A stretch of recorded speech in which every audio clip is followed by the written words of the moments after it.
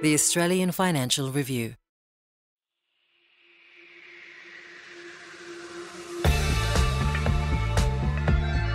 Hi, and welcome to the first episode of Female Founders, a special series from the team at How I Made It.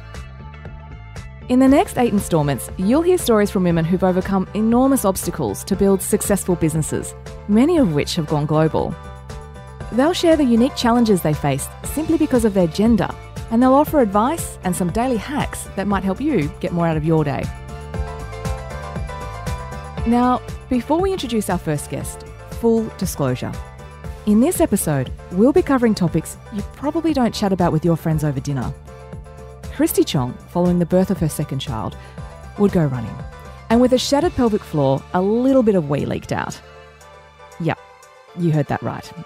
So fed up with the solutions available, she would go on a mission to create a product that would help her run in comfort. But she's not only helping women, she's helping men too.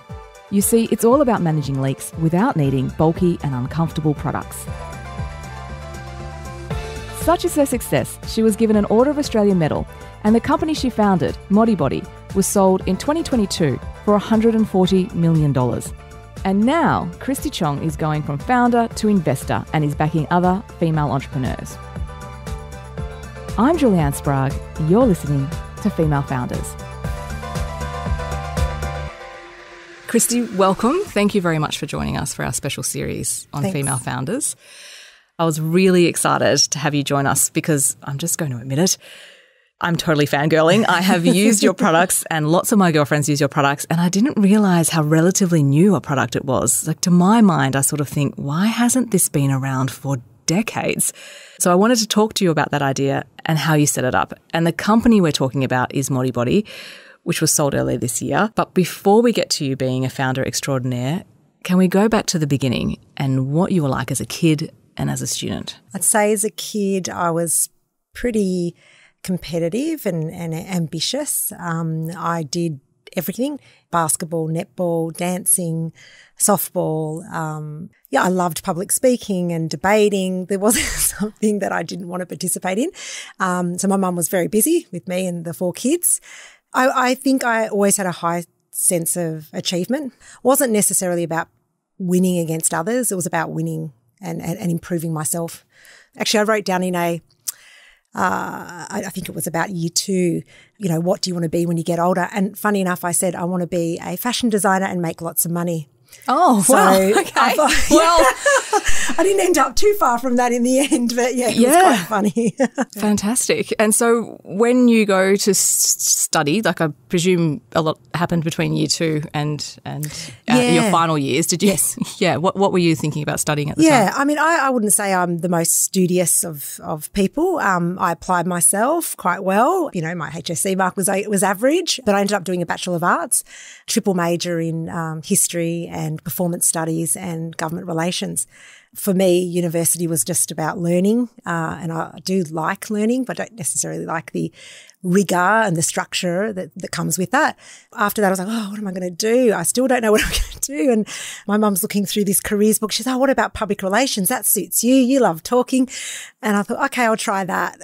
So I started as an admin assistant in a PR firm and just worked my way up. Then went back and did a media 1 year and in media and a PR TAFE degree. That's what I spent doing for the last 13 years before Modibody. So you went back to study to further your career in public relations. At that point, you really like it. You're going to grow. That's your trajectory. Yes. Did you ever think you were going to sort of build a business? Was business in your frame of mind? No, it wasn't. I had ideas, some crazy ideas. So I was more ideas driven than business driven, to be honest. Can you remember any of the early ones? Like, what were you thinking you were going to create?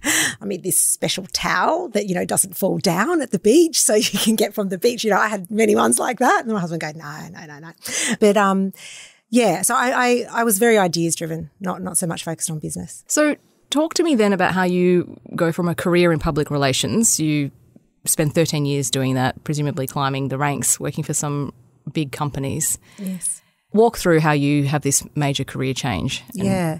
I think like for a lot of mums, when you step away, from your sort of career path and you have a baby. So I had my second child. You start to think differently about what do you want and is that career and that sort of environment right for you going forward. And I had the privilege of moving overseas. My husband was doing a fellowship at in Seattle University. And I had a 2-year-old and a 5-month-old that we took over. It was there that I had that idea for Modibody. And when the idea came, I just really felt like this problem had to be solved. I had started to experience light incontinence as a second-time mum, and I did have heavy periods when I was a young girl and remember those times of, getting caught out of the school uniform, knowing what the options were. Like people, you're going to have to wear this liner. I was like, horrible. How horrible. And so you've had your second, so 5 months old, and then you just noticed there's this persistent problem, or was there a morning, or was there, I can recall after having my daughter, I'd signed up to a mums and bubs, fitness class because you're all about, I just need to try and get myself back somehow, and there was a session and there was star jumps, and I found that very confronting. And I had that moment in a shopping centre, with my 2 kids and a whole load of groceries, and I'm like, oh my gosh, this is not great. So I'm dumping them all, dumping the groceries. Let's go, we're out. But I didn't have the idea then. It was actually when I started training for a marathon, because I started not to work for the 2 years that we were there, and I started, what am I going to do? I'll train for a marathon, and that was when I had the idea. I suppose all that time to think, and being really sweaty, and then having the incontinence as well, getting my periods. I just went, oh my God, my underwear just don't do the job they're supposed to do. It's time to change it. So you have the light bulb moment. Yep. Lots of us have light bulb moments. I've never thought about follow through on them. I know. I've never thought about a towel that doesn't fall down, but now that you've mentioned it, I'm like, that actually would be really quite handy. How do you go from the idea to then I'm going to go and create underwear for women that is going to solve this problem? You start with research. I borrowed some books from the library. I looked online, started talking to a lot of different people. And when they couldn't help me, I'd say, well, do you know who can? Can you recommend anyone in this area? So in the textiles and fabric space, I spoke to hundreds of people, and a lot of them were not very helpful, but there were some that were extremely helpful in allowing me to think about how am I going to develop the actual technology. One lady in particular, she developed Gore-Tex. I'm still in contact with her now, and she gave me some really good advice. How do you even get in contact with her? Like, is that through your network, or was it as simple as just finding someone on LinkedIn? Just finding them and and if they didn't know, I'd ask, can you give me someone else's number? People are really generous, not too much of their time, but if you're asking for 5 or 10 minutes, they will give it to you. And then my husband obviously was doing science, and he said to me, well, if you're going to do it, make sure you take a scientific approach. So all of the development included a lot of testing and documenting of those tests. So that allowed us to get a patent on the fibre technology we ended up developing. And then the next part, I had to learn all the textiles and how to design and make the garments. So I don't know, I liked it. I enjoyed it. I suppose it was a break from my children. My husband would call it a hobby at that stage, and it probably was. A welcome distraction. A welcome distraction, yeah. What did you learn then about designing underwear? Oh, gosh, I learned a lot. I didn't know what a straight stitch was, or, a double stitch, all of that. I didn't realise what a knit versus a woven. The complexities of, trying to find a technology that would remain super dry but also absorbent and, not leak at the sides. And there's a lot to it, a lot more than I thought. I feel like we should explain what the product does. So essentially it eliminates the need for disposable hygiene. Yes, exactly. So any sort of sanitary product or, which is if you're doing a marathon, I presume the solution given to you was some sort of maxi pad or and liners or just something that which has been that. So I guess my question is, was this tech available anywhere else? Had anyone else been doing something like this? No. This was revolutionary. I mean, we are listed in the Powerhouse Museum as an Australian innovation next to Cochlear, which is great. I don't think it's quite like Cochlear, but it's still nice to get that recognition.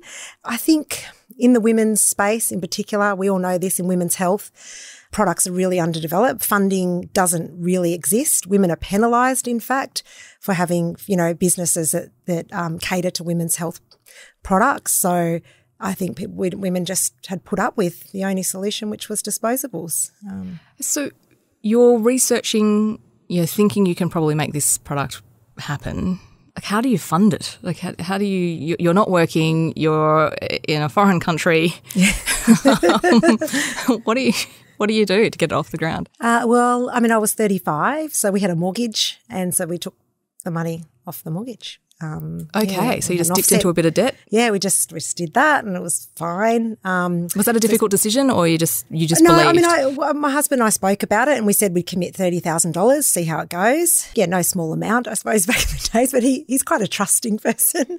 And then I reckon I spent $30,000 to $50,000 in the end to get it to sort of launch stage, to have a product run of 500 pieces. So then you've got 30 to 50K invested. Yeah.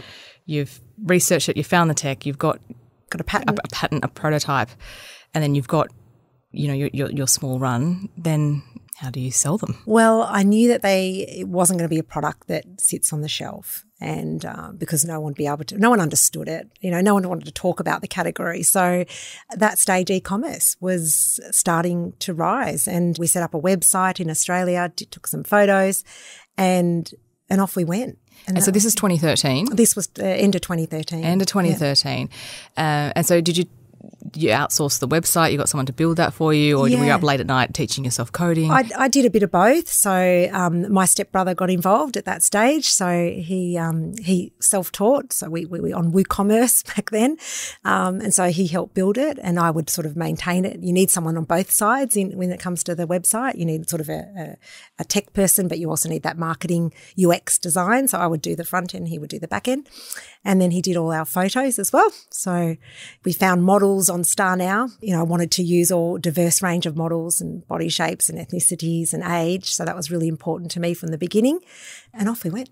Yeah. And so what happens? You've got 500. How long does it take to sell them? Look, it's always slower than you think. I was like, here we go. Okay, that's not that many. But, so friends and family were buying them. My background in PR, this is where that came into huge use. It's a very inexpensive way to generate coverage and to get sales. So as we started to grow, so did the micro-influencers, so mummy bloggers. They tend to love us. I'd just send out a pair of our underwear to try. They'd try them, and then they'd write a blog, and then, we'd get sales. So the first couple of years were really slow. We made $45,000 in the first year, and then $280,000 in the second year. So how do you grow the company then from that 40,000? You've got a bit of momentum happening, and then you get out to sort of 50 million plus revenue. That's significant growth. Yeah. Can you do that on your own? Do you have to bring other people in? And if you have to bring someone else in, how do you do it? Yeah, you do have to bring other people in. You definitely can't do it on your own. We'd push till we were sort of at that point, we need to grow. We need more staff. I think in retrospect, we should have put people on a little bit sooner. But, you worry about cash and balancing that all the time. So initially, all the cash flow you're making is going back into the business. It's going back into the business for the product, to order more product. That's what the first few years were like. And the margins weren't there because we were made in Australia. So until I moved the production offshore, the margins were really hard, even though the marketing costs were a lot lower back then. And could you not make it offshore initially because your run was too small? Too small. So they need a run of 10,000. So I did. That's why I made choices on small scale. Everything I did, I had a cost benefit sort of analysis to it, and I brought people in on part-time basis. So I had someone doing my planning, and he came in 1 day a week. So I found a great guy who was Sportscraft and Marks. He came in, and I brought a marketing person. She had her own freelance business, so she was happy to do a couple of days.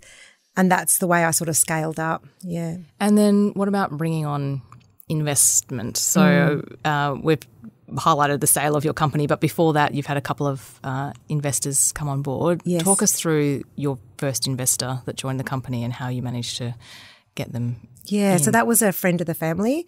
I think about $250,000 he put into the business. Yeah, he was an angel investor, and I needed money to hire staff. I still didn't pay myself a salary as well, and so I needed money to hire staff, but also to take that production offshore and start to get the stock because what we started to see, actually we saw it throughout the time in Modibody, it's just when you grow at such a scale, it's very, very hard to manage stock. You're either really overstocked or really understocked at some point. But the good thing about, I suppose, our product range is that 70% of our sales were coming from 20% of our SKUs. People who were coming as repeat customers tended to be more picky and would try different ones. But as long as there was a size, most women were happy to try a different style if one of the other ones were out of stock. So underwear's a little flexible. So in that sense, it's a good business model. I didn't realise that, but it is. And then bringing on that investor, what's the pitch? What are you saying? Does it happen over a dinner? You're out for a walk and you just politely say, hi, I'd like all your cash? No, we had a formal meeting. So I have a lovely pitch deck that I had, which had all the market and, cost of goods and all the margins and all that side.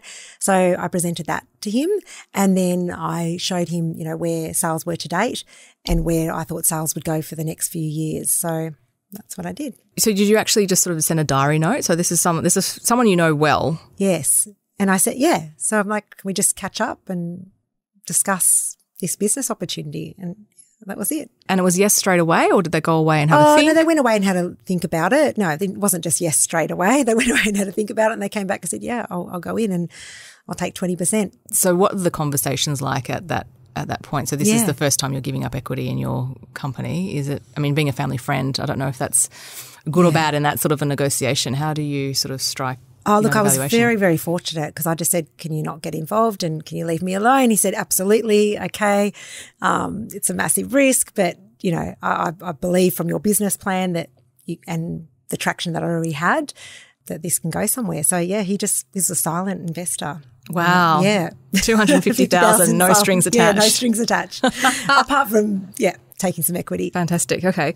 So you get the injection of capital that allows you to do what? Yeah, so mainly the stock and then really start to accelerate the marketing by bringing on a marketing person, and we started doing performance media at that stage.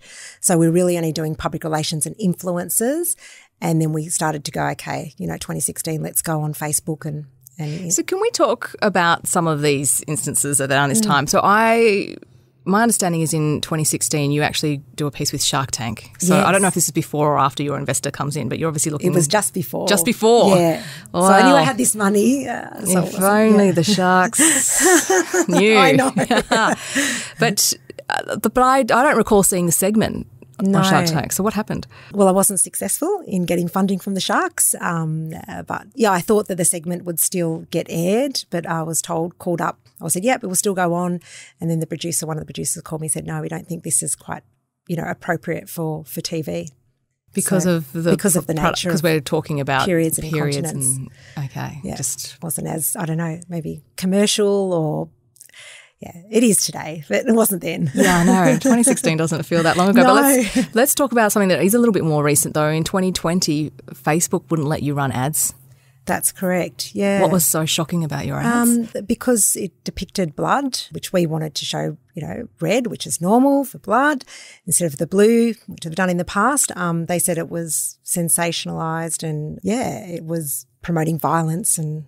right. So not very tasteful, basically. So we lobbied against that. We actually did a PR campaign, got a lot of other media behind us. So a lot of the women's mags and media supported us, and went right up to US to make the decision, and they overturned it and allowed us to play it. So it was good. Very, very happy. So you're the first company to be able to advertise blood being the colour of shockingly red. Yeah, because why? It's just ridiculous. So I do want to sort of explore a bit more of the growth, but I think what's really interesting about your story is you've built the company from scratch, you've built it to a scale, you've got investors on, then you sold the company, and now Kristy Chong goes from being the founder to the investor. So I really wanted to talk to you when we come back from the break about you as an investor and what you're investing in.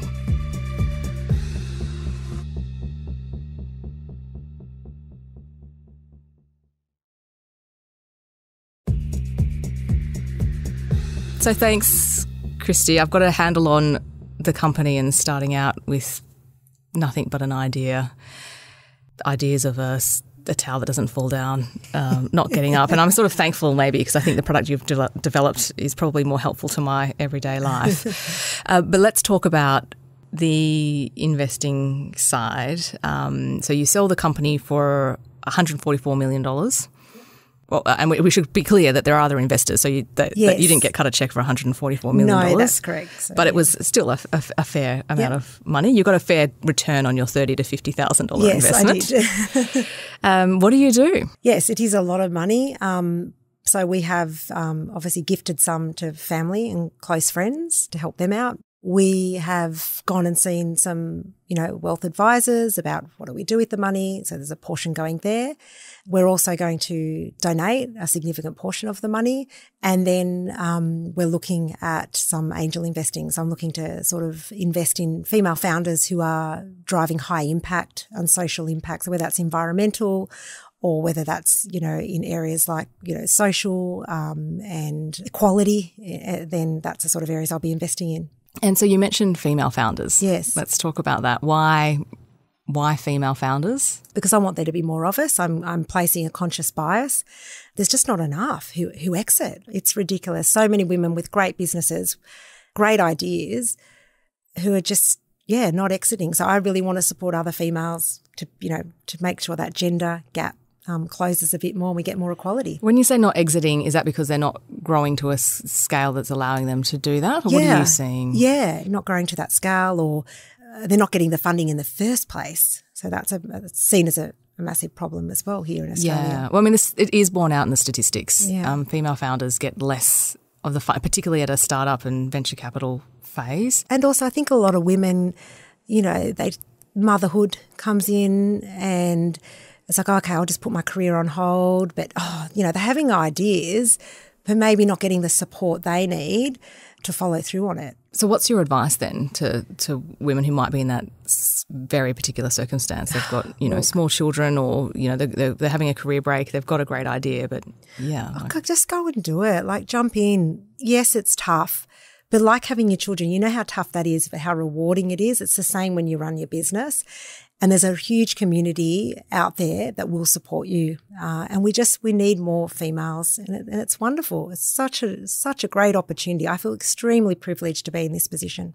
And correct me if I've got this the wrong way, but you couldn't probably have gotten to this position if you hadn't have brought one of Australia's biggest private equity firms, Quadrant, on board in 2019. 2019, yeah. So they buy a majority stake in your business. Yes. So my advisor, which is wonderful, she started to introduce me to different, I suppose there are advisors that get you connected to private equity. And I ended up choosing an advisory group called Deloitte, and it was a full female team headed up by Kat McMaster. We put together a whole pitch deck and, all the financials, and then we went out to the market and we were speaking to trade buyers, but also a lot of private equity in Australia. So you're talking to trade buyers, so there might be a full sale of your company, and then there's various private equity firms that you talk to. Did some of the private equity groups offer to buy the company outright? No. No, okay. And so you end up then having a chat with Quadrant. I brought them on board because I was pregnant with my fourth child. And I wanted to take some more money in to help accelerate the overseas side of the business, but also de-risk our family. So I did take some money off the table at that stage. They were really supportive. They didn't jump in and try and take over it all. They were more just, providing that rigor and helping me, I suppose, build better foundations and governance for Modibody. Because we knew within 3 to 5 years we'd be selling it. So it's just putting some of that structure in place. And then obviously within the family of Quadrant, they would share information between the different businesses and we'd get some ideas. So were you looking, back in 2019, were you actually thinking you might sell the whole business? I actually thought that might happen. Okay. Yeah. And the offer, the valuation that I got was way beyond my expectations. Yeah. So I'm like, maybe I'm going to have to sell. I'd stay in. Obviously I was still early on, so I thought maybe I'll do that. So, yeah, the way it unfolded was I could stay in and keep growing, which has been a wonderful journey. Okay. And what did you learn from – so it was Justin Ryan when he was at Quadrant at the time? Yeah, it was Justin. Yeah. What did you learn from them? Quadrant. I learned a lot, actually, as I said, about all that governance. So I got to participate, we ran a board. So I learned all of that side about that due diligence that it takes to run a business. And so how big is the company now? Give me a sense of the scale. It would be about 45 staff and it was heading to about 70 million in revenue this year. Sold all around the world. Yeah. sold all around the world. So 50% of the revenue is coming from overseas. We're diversified from underwear into, swimwear, men's products. So I was really building this apparel for all bodily leaks. And so I'm really proud of that and very proud of sort of the branding that we sort of put behind Modibody, because I think it was part of why it was a success. And I did want to touch, though, you were talking about that private equity piece, and there will be people listening to this feeling that they maybe can't go into business because they don't know numbers. I hear that a lot, where people think to do a business you need to have some sort of a degree in finance or some specialist skill. But talking to you, it seems that you can learn a lot of this stuff. You learn it on the job. It isn't that hard. You'll be presented with it. Yeah, it's not that hard. It's not that hard. Or just, I didn't even know what a balance sheet was. Some of the more technical side of finance, absolutely. But I don't need to be an expert in that. I've got a great accountants, and so that you leave that alone. But what you need to understand is how the metrics of your business run, and then how that feeds into a financial forecast model. So that's the most important part, I think, where the cash is coming from, and and the impact that has altogether. If you could go back and tell yourself something in 2013, you go back to Kristy, who's just only got 2 children at that point, a bit of an idea, and that's it. What would you tell yourself? I'm not much of a past person. I live pretty much here, so I wouldn't tell her anything different, really, because she needs to learn. And that's it. Was there any bits of advice that you were given along the way? Is there anything that sort of sticks in your mind that someone said to you should do? Yeah, absolutely. I got lots of great advice, and I recommend partly getting over those hurdles or those fears is by leaning on other people and asking people who are experts for advice. I had 2 amazing advisors. Some of the advice I got was, you're like a rubber band, you'll stretch, and you do, but you will bounce back. So I always remembered that, because at times, you do feel very stretched, but you do bounce back. Okay. You're not snapping. You're not snapping. You're not snapping. You remind yourself you're not snapping. Let's talk about a couple of maybe the difficult times then. Is there one or 2 moments you remember where it was just really tough? What happened to you or to the business? I definitely, when I had the 4th one and I decided to go out and obviously take on an investor, that was tough. I was breastfeeding, pumping, down in the rooms at Deloitte, and then going back up and doing pitches, and then still trying to run my business with a baby who didn't even sleep in a cot. So that was, I had to hold her every night. So that was really, really challenging time. I think I nearly did break in that stage. And then at the same time, we were just having major operational problems. Our warehouse, somehow our inventory management platform sent out the orders twice. So we lost $400,000 worth of, orders, and trying to ask for customers to send them back. That's not going to happen. Some lovely customers did. But it's that sort of stuff. You're trying to go, oh my gosh, I'm trying to get an investor and my business is falling over and I'm not sleeping. And that was a huge challenge. And then I herniated my disc after the end of it. It sounds ridiculous, doesn't it? You herniated your disc? Yeah, my back. So yeah, fantastic. Same year. And you managed to get the deal away with. So it was Quadrant you were talking with at the time. Yeah, so that was Quadrant. I was talking with other PE, but we chose Quadrant in the end. Yeah. Can we talk, so some of the criticisms that get, levelled at the finance space is that people often, particularly female founders, are looking to raise money from primarily men in these, they're the gatekeepers of the finance, and you're often selling a product to men and men have got no understanding. They can do their best to try and understand, but they might not get it. Did you come up against that, or do you see that now in the world that you're in, and is there any sort of advice on how we navigate that? I personally didn't, because when I took the investment, it was at a later stage and the thematics of the business were quite strong. So the numbers were speaking for themselves? The numbers were speaking for themselves. So I didn't need that early stage investment, thankfully. But I think men are doing it because they have conscious bias to choose their own, which is why I'm doing the same thing to help it get more even. And but I do know other female founders, particularly in this femtech space, they've had discounts applied to their funding because they're operating in women's health, and they're told that outrightly. It's terrible. So things have to change. There's no female-only VCs out there. Yes, there's combinations, but we need more. So is there anything you would like to see change in that setup? I mean, obviously you're trying to be that change and invest, but is there anything that could be done? Well, you need more women in those institutions, in VC, PE, investment banking, wealth management. We just need to see more of them. And I don't know how we can support them. But I think part of the problem is the childcare. We work, a lot of those women or people in those jobs work long hours, and childcare is not sufficient. The hours don't work. So I had a nanny. She was absolutely amazing. She, assisted with kids' dinners and the kids' washing, and she'd come in flexible hours. So I don't know how the government, we need to fund more nannies and get more people over here. It's great. Benefits everyone. I did want to ask you, though, about when you were running the company, what did you do within the company to sort of provide that flexibility, or did you do things differently, being aware of how you found working life? Well, people knew at Modibody that, we're a pretty performance-driven company, so everyone understood clearly what their goals were and, what sort of results we had to get. And that's what we focused on, rather on, where are you for this meeting, or, what time are you sitting at your desk?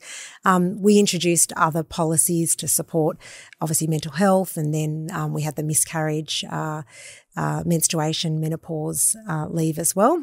We tried to always offer flexibility. Again, obviously everyone's doing that during COVID, but that work from home opportunity as well, we were doing that. You did that pre-COVID? Yeah, we were doing that. So everyone could have a day from home then.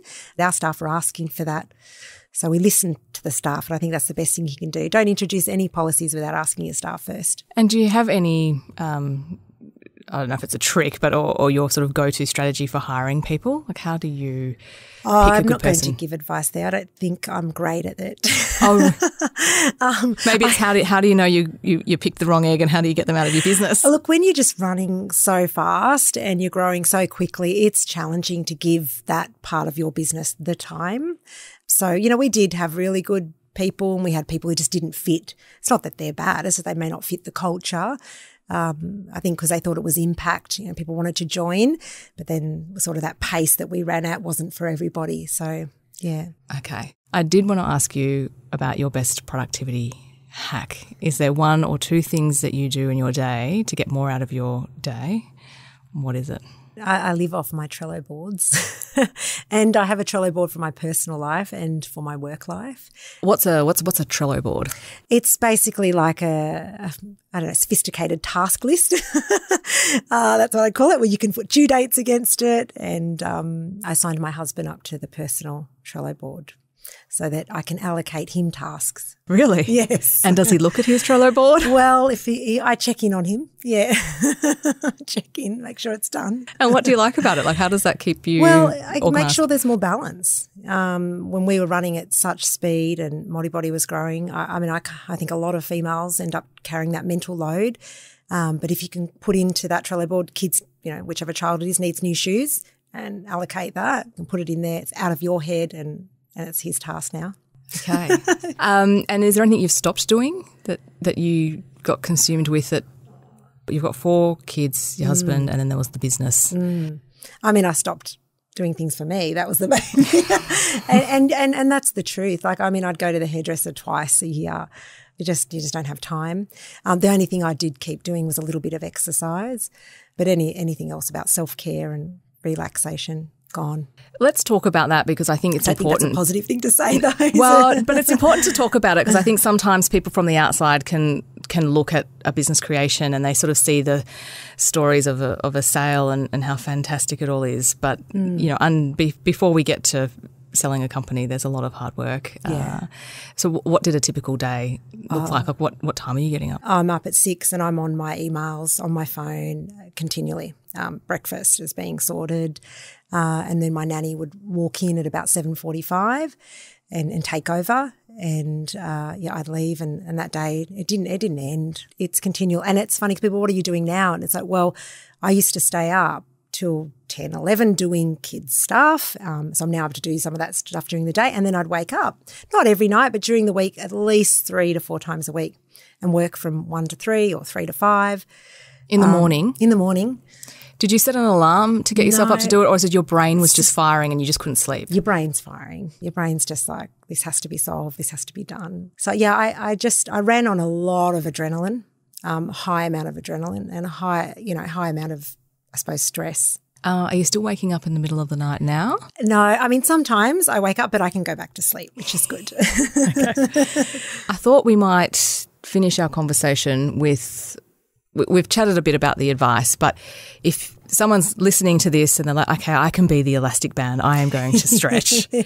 What's your one piece of advice for that person thinking they're going to go and set up a business, or perhaps they're in the early stages of that business, they need to get that angel investor? What's your advice for that person? I mean, really, really look at what you have to offer and what that business opportunity is. Really analyse it and ask friends and family and get very objective feedback before you go and embark on something. And I know I just said that was the last question, but it does make me think about, you obviously invest, so people are pitching to you. Yes. Yes. So you're the shoe's on the other foot now. What are you seeing from those people pitching to you? Are they good pitches? Could they use a bit of work on the elevator pitch? Like, what's the best elevator pitch? I am happy to see how far it has come in the last 6 years. I mean, now there's many more accelerator programs for women, and so what's being put forward are really good opportunities. They've done their forecast models. They're working on great pitch decks. I think the part that's missing, I would say, is how they're truly going to grow it, and that business model, the business planning side. It's very much, here's the market and here's this, but how are you going to grow it? What's your 3-month plan? It's nice, all of this.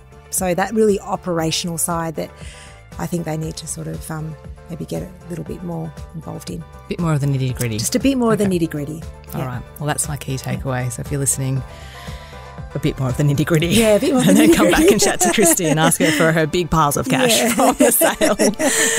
Thank you so much for sharing your story. I really appreciate it. Thank you for having me. Thanks for listening to Female Founders on the How I Made It feed. And be sure to follow us wherever you get your podcasts. And for more insight on entrepreneurs, subscribe to The Financial Review. Go to afr.com/subscribe. This podcast was presented by Julianne Sprague, produced and edited by Lap Fan. Our theme is by Alex Gow, and executive producer is Fiona Buffini.